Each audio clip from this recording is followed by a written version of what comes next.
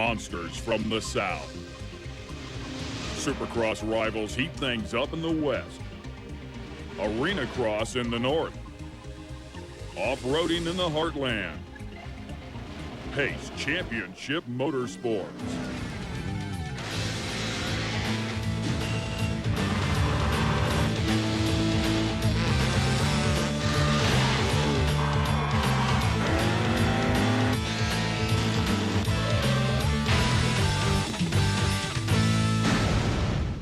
Hello, everybody. I'm Art Ekman, and for the next half hour, we'll be taking you inside the world that is Pace Championship Motorsports. Over the next several months, this show will give you an up-close and personal look at the fast-paced, fiercely competitive, high-flying action within the Pace Motorsports realm. A domain that includes Arenacross, Supercross, Ultracross, freestyling, monster truck racing, and the U.S. Off-Road Championship Series. We'll get to know the personalities behind these types of motorsports and keep you up to date with all the racing results. Let's begin with an overview on the series that we'll be focusing on throughout all 12 episodes of Pace Championship Motorsports, the U.S. Off-Road Championship Series. Already into its second season, the series is proving to be a huge hit with something for every motorsports enthusiast. With 5 classes in the off-road lineup, the competitors battle in an 11-round series for the coveted points championship. Thunderbikes, stadium lights, SuperModified Buggies, stadium sport trucks, and pro quads, all bang it out in a stadium setting in front of tens of thousands of cheering fans. The intimate environment provides high gear intensity for both the spectators and the drivers. If the season opener is any indication, this year looks to have all the elements for yet another competitive and nail-biting ride to the podium. Let's get jump-started with the Thunderbikes down on the muddy banks of the mighty Mississippi. With last year's points champion Spud Walters out of the season opener due to injury, the riders were eager to step into the #1 spot in the Thunderbikes division. The big 4-stroke took to the line in the Trans World Dome with number 80 Todd Downs taking the inside lane due to an impressive run in the heat race. Off the start, it was number 357 Mark Vaughn grabbing the whole shot with a burst of speed at the line, with Downs close on his trail in second place, and number 15 Chris Knox on the Husaberg sticking in third. Vaughn maintained his lead over the second jump as number 8 Chris Ridgway quickly surpassed Knox for third. Going into the tabletop, the leader was able to clear it easily with a well-timed jump, but coming into the corner, he checked his lead, forcing himself wide in the turn, and number 80 Todd Downs took advantage. The riders bumped bikes, and it was Downs taking first place away from Vaughn in lap number 2, with Ridgway battling Vaughn for second as number 174 took a tumble in the background. With Downs in the lead, Ridgway tried for a pass on Vaughn, who took the turn wide, but Vaughn was able to hang on to second place as he chased the leader over the tabletop. Downs rode his 4-stroke Yamaha hard, lengthening his lead over the rest of the pack as number 8 Ridgway from Cypress, California, was able to get past Vaughn to take over second place. Downs went big off the tabletop and appeared to have this one wrapped. Vaughn dumped it on the final lap, moving number 15 Chris Knox into third as number 80 Todd Downs took the win in the U.S. Off-Road Championship Series opener in the Thunderbikes division in St. Louis, with Ridgway coming in second and Knox eking out third. What a race, bud. Thanks so much. I really appreciate all the support. Had a great time tonight. Looking forward to next year back here at the Trans World Dome. Once again, congratulations. What can we expect from you to Houston? Because you're going back to your home state, man. Yeah, we're going back to Houston, and definitely got a lot of momentum off this win, and I'm looking for another one. Well, congratulations. Welcome to the victory lane and the spoils of the winner. Everybody, Corpus Christi, Texas, Todd Downs.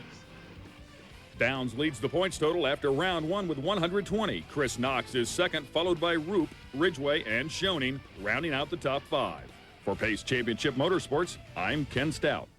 Thanks, Ken. We've got lots more off-road action coming your way. But when we come back, we're going to take an inside look at one of the fastest rising monster trucks on the circuit, Little Tiger. And we'll review one of the hottest rivalries in Supercross history, Lusk versus McGrath. Don't go anywhere. We'll be right back.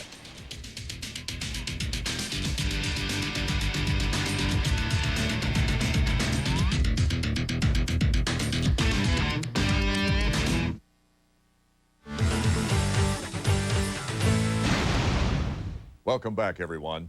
As in any pro racing circuit, there are a handful of competitors who seem to dominate, and Monster Trucks is no different. We had a chance to talk with one of the up-and-coming stars of the Monster Jam series, Minnesotan Brian Bartle, driver of Little Tiger. Don't let the name fool you. There's nothing little about this Tiger. Mike Tank reports. Hi, everybody. I'm Mike Tank. I'm here with Brian Bartle, driver of the Little Tiger. And Brian, why did you get into racing in the first place? I've been racing numerous different cars and trucks for years and years, and this is a big spectator sport, and it's real enjoyable to show the people what these big trucks can really do. For somebody, and a lot of the fans of this sport, they'll never have the opportunity to sit behind the wheel and drive one of these vehicles. Can you tell them, can you give them a little bit of a taste of what it's like? It's like just strapping 1,300 horse to your back and trying to hang on to it. Talk to me a little bit about the popularity of this sport and how much fun it is to come out to arenas like this where 40, 50,000 people show up. It's getting better and better all the time. Pace is doing a spectacular job of advertising, and the people are coming out and they're just getting into it more and more every year, and it just makes it that much more fun to drive one of these. Thanks a lot, Brian. Good luck the rest of the season. I'm Mike Tank. Back to you, Art. Thanks, Mike. We look forward to more of Mike's reports throughout the season. Jeremy McGrath is to Supercross what Michael Jordan is to basketball. Ezra Lusk was the new kid on the block trying to rebuild Team Honda after a long drought from the podium. What ensued was a great '98 Supercross season that left millions breathless and many more looking toward future confrontations. Mike Brown, number 100, as Jeremy McGrath has Ezra Lusk right on his back cover, and Ezra Lusk collides with Jeremy McGrath. The bump and run, that's what you got to expect on this track. Over the window. Oh, they both go down. Lusk stays up. Lusk in second is Wyndham. Gets some of the glory taken away from these checker flag. I don't think Jeremy's going to be real happy about that. A rival. Webster defines it as one who tries to surpass or equal another, or who pursues the same object as another, a competitor. In 1998, a rivalry was formed between Jeremy McGrath and Ezra Lusk. I think that's what some of the fans want to see. It kind of lightened everything up last year. It was going through over halfway of the season, and it was like Jeremy's winning races, Jeremy's pulling a points lead, and so. And then when that happened, it seemed like everything just fell apart, at least for him. Me and Kevin started catching up to him in points. You had some DNFs, and whether that is what did it or not, you don't know, but it kind of changed things around. For the hungry Lusk, his time was now. However, Mr. Supercross Jeremy McGrath wasn't going anywhere. The stage was set for a classic confrontation. So on the first Supercross nationally televised in nearly 2 decades on ABC, the McGrath-Lusk rivalry was thrown into the national spotlight. Jeremy, going for his 5th championship, only had one competitor with a mathematical shot at the title, Ezra Lusk. Now Lusk going for everything he can to try to put himself in the champ position. He moves to the front and pulls away. Yogi would win the battle but lose the war, as Showtime claimed his 5th championship. So as Supercross continues its West Coast swing on this silver anniversary season, Ezra Lusk has the edge on checkered flags, but the world's greatest Supercross rider, Jeremy McGrath, reigns slightly ahead of Lusk in the battle for points. I expect to win. I still feel that I'm the best guy out there, and I feel my bike's very, very capable of winning. I love my Yamaha. I plan on going out there to win the championship again. I'm not the kind of guy, like I've said before, to go out there and just doodle around and take my money. If I'm here, I want to win. And I wouldn't waste anyone's money like that, like Dave Dameron's from Chaparral, or Mazda's for that matter. Those guys expect a lot of me, and I expect a lot of myself, so I'm coming to win. I bet 1999 will come down to both Lusk and McGrath, plus maybe Larocco and Pachon will have a shot at that Supercross title. If you're in Anaheim, Tampa, or Atlanta the next 3 weeks, be sure to check out the action live and in person. When we come back, we'll return to St. Louis to check in on some more off-road action, so stay tuned.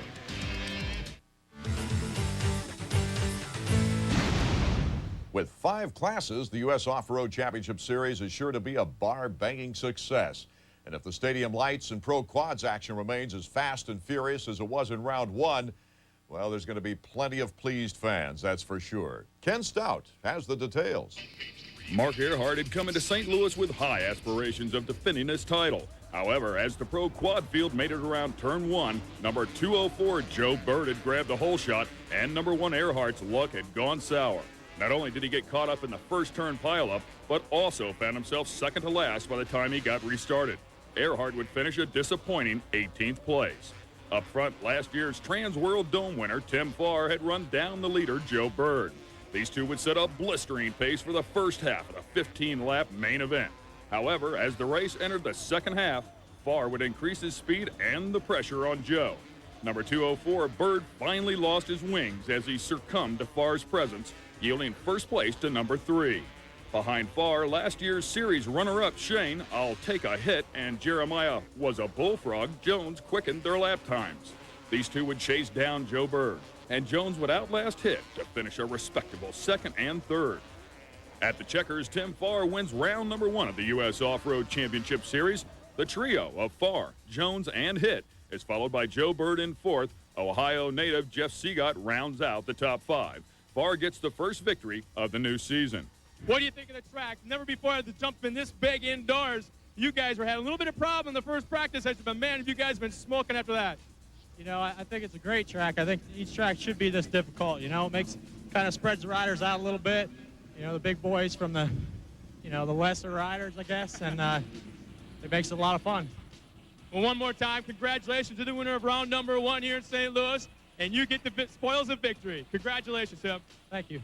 In the points, Tim has an early lead over Jeremiah Jones and Shane Hitt. Joe Bird sits 4 points back with Jeff Seagot right there, only 5 behind the leader. The first main event of 1999 for the Stadium Lights would definitely not let the Missouri natives down.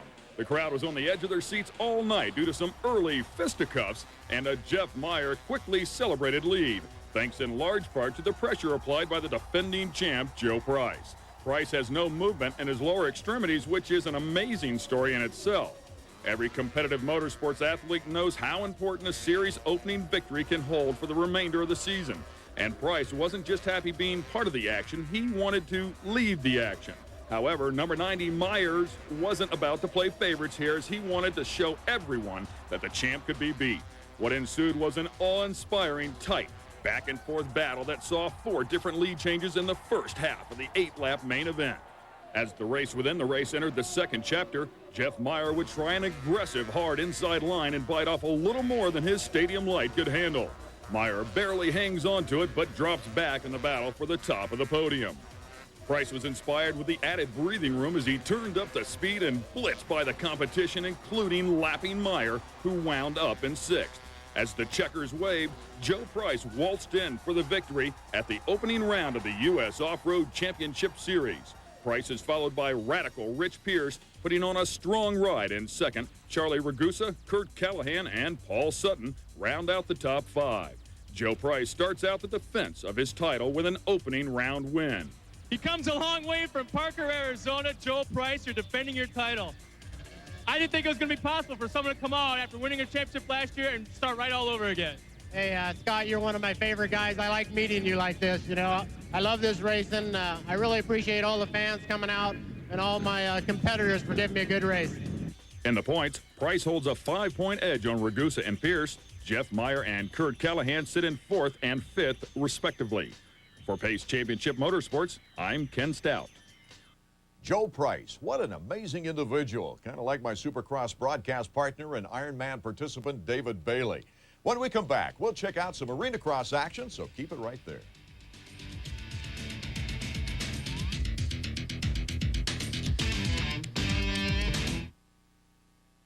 You want it? We got it. Get ready. Phoenix as Off-Road flies into Bank One Ballpark tomorrow night at 7:30. Get your tickets at Dillard's. The box office are charged at 602-503-5555. Then prepare for the ultimate destruction as Off-Road wreaks havoc on February 13th in San Diego at Qualcomm Stadium and February 27th in El Paso at UTEP Sun Bowl. Get your tickets today at Ticketmaster. For additional off-road information, including events, tickets, registration results, and more, visit us on the web at pacemotorsports.com. Welcome back. Question: what is one of the fastest growing motorcycle events in the country? Answer: it's Arenacross. This national series is run in arenas across the U.S. to near capacity crowds. And though it doesn't draw an audience the size of Pace's bigger stadium event, Supercross, it has developed a loyal fan base and has a very strong group of riders. But what exactly is this burgeoning sport, and is it the same as another type of arena racing, Ultracross? Our very own Mike Tank found out. $100,000 point fund, 68 main events, 34 rounds, 2 125 and 250 mains a weekend, 1 overall champion. And we can't forget about the jump-off contest or Dash for Cash. That's Arenacross, and for 15 years, it's been keeping fans happy all across the country. While Supercross celebrates its 25th season, Arenacross has a longevity accomplishment of its own. With a strong list of competitors, it's easy to see why this form of motorcycle racing has thrived. The riders are given plenty of opportunities to showcase their talents to the spectators. A real crowd pleaser, the jump-off contest pits hand-picked pros to show their style in the air. The winner is chosen by how much noise the audience can generate for a participant after his jump. This is actually measured by a decibel meter. The king of the jump-off is Mike Jones, and you can see why. The roller derby of motocross, the Dash for Cash, is played out just like it sounds. This 4-lap sprint for the purse is qualified with the top 2 spots from the 3 250 heats sprinting for the loot. The winner receives not only a lion's share of the cash, but also any donations from the fans. The 125 and 250 mains, 15 rider fields are drawn up from 3 heats, 2 semis, and 1 last chance qualifier. The smaller track allows lap times to be quick and can create many intense race situations. There is a 125 and 250 winner each night. However, most pros race both classes, and the overall champion is determined with points added up on the season from both divisions for one king of Arenacross. The man who has ruled this kingdom for the past 2 seasons is Buddy Antunez. He has impressively held off all comers in winning back-to-back championships. Cliff Palmer and Chad Pedersen have been the closest to clipping Buddy's heels. Antunez, Palmer, and Pedersen are very adapted riders on the 125s and 250s. A strong 125 candidate, Jeff Willow, has also been a front runner. Arenacross's growing popularity has inspired a new 2-wheeled event, Ultracross. This similar formatted evening does, however, have some separating distinctions. One similarity between the two is that amateurs race on Sundays. However, a limited amount of novice classes are run on Friday and Saturday nights at Ultracrosses with none at Arenacrosses.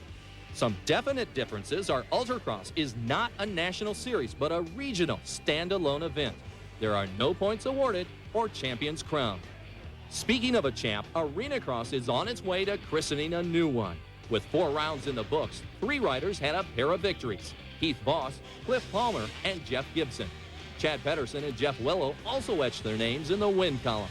In the points, Heath Voss has a little cushion on his nearest competitor, Cliff Palmer. Defending champion Buddy Antunez has a slim lead over Chad Pedersen and Jeff Willow in 4th and 5th, respectively. For Pace Championship Motorsports, I'm Mike Tank reporting. Thanks, Mike. We'll work our way through the Arenacross season all year long, and fans in North Carolina, Oklahoma, and Colorado will get a shot to check out the series in person the next few weeks. Now let's shift gears from bikes to buggies. SuperModified Buggies is one of the most exciting classes in the U.S. Off-Road Championship Series. Corey Witherell came in as the defending champion, but he had plenty of competition, all hungry for that #1 plate. Ken Stout has the story. 98 points champion Corey Witherell made his return to the Trans World Dome in St. Louis with a new #1 plate and his sights locked on the podium in the SuperModified Buggies division. But he wasn't alone, as last season's rival Jerry Welchel and the #12 buggy eagerly awaited the green flag sitting in the pole position. The flag dropped, and so did Welchel's pedal as he rocketed for the whole shot ahead of #5 Steve Sullenbach and #2 Larry Fodrell, with Witherell bumped into 4th. Welchel flew high off the tabletops as the pack pursued. Going into turn #5, Sullenbach got hung up but was able to recover without losing position. Number 941 Brian Bernlower found the track a bit overwhelming as he rolled early on. Welchel was able to maintain his lead over the pack with impressive speed in the whoops as Witherell and number 19 Jimmy Nichols battled for 3rd. Scott Schwalbe came up short in a rumble with the barriers as he busted his left front tire to put him out. Number 2 Larry Fodrell maintained his 2nd place position, with Witherell and Nichols continuing to battle it out for 3rd until a left rear blowout dropped the Arizona native from competition. Meanwhile, Jerry Welchel out of Rancho Santa Margarita, California, continued to dominate, staying well ahead of the pack as he lengthened his lead. With Fodrell out, number 19 Jimmy Nichols moved in to battle Witherell for 2nd place. He stuck close to the #1 rider until his smoking engine finally gave out. That gave Witherell a relatively unobstructed field in 2nd place, but he couldn't catch the #12 buggy as Jerry Welchel leapt to victory, easily winning the SuperModified Buggies main with a flawless run in St. Louis ahead of Witherell and Sullenbach. I I thought you'd do a backflip out the front. We'll make this quick for you. We got another race for you. What a job, man. You had cars all over the place. Not only were you trying to beat them, you were trying to dodge them out on the way around. Yeah, there was a lot of traffic out there, man. I just got to thank everybody from St. Louis for coming out. It's a great race, great track, great people. This track's great. I got to go race the track. Okay, ladies and gentlemen, we got a guy in real big hurry, Jerry Welchel from California. He's got to jump in the truck race. And with the win, it's Welchel leading the points race with 120, ahead of Witherill in second and Sullenbach in third. Let's see if Welchel can keep it going as he helms the number 12 vehicle in the Stadium Sport Trucks finale. Coming up next.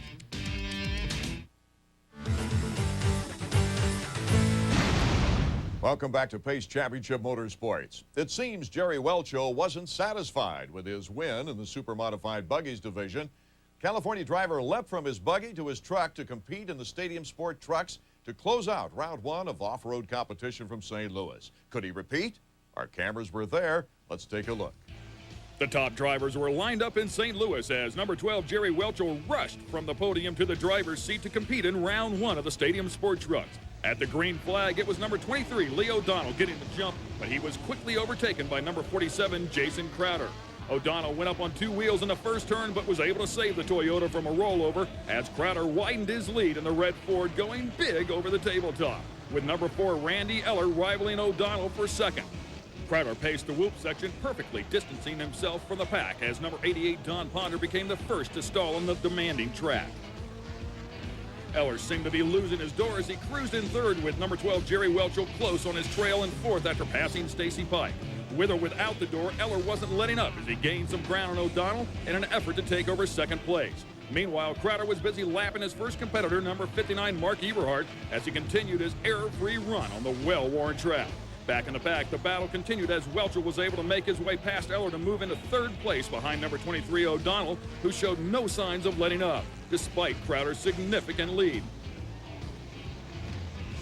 Last season's points champion Larry Beyer was having a disappointing outing, unable to move out of sixth place in the number 1 truck. Then with just one lap to go, O'Donnell stalls with a loose wire, opening up a second place to Welchel, who was closely followed by Eller. And that's how it would end, as number 47 Jason Crowder wins the first round of the U.S. Off-Road Championship Series Stadium Sport Trucks in impressive fashion over Welchel and Eller, with Pike and Brandt rounding out the top 5. Welcome to St. Louis and the cold weather. Thanks a lot. I've got one thing to say. Red, white, and blue. Ford USA. Ladies and gentlemen, from Tallahassee, Florida, the winner of round number 1 in the Stadium Sport Truck from Tallahassee, Jason Crowder. It's Crowder at the top in the points with 120, followed by Eller and Welchel. For Pace Championship Motorsports, I'm Ken Stout. Jerry Welchel came up a little short in his bid to go 2 for 2, but he had a great night.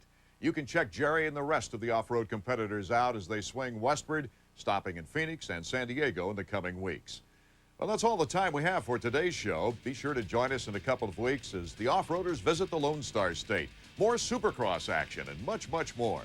Tune in February 19th at 6:30 p.m. Eastern, 3:30 p.m. Pacific. Hope you've enjoyed the inaugural showing of Pace Championship Motorsports. For Mike, Ken, and everyone here, I'm Art Ekman. So long, everybody. We'll see you at the races.